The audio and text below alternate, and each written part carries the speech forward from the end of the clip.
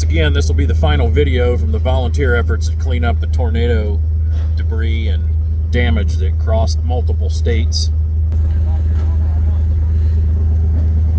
And all the people helping. We're next to pull up with our load. We're going to throw it all off here by the road. Then a bobcat comes along and we'll load it in a recycling bin for the recycling plant.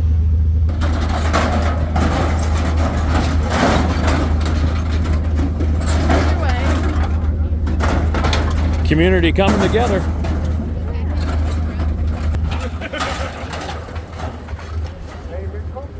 Again, cleanup efforts after the tornado destruction.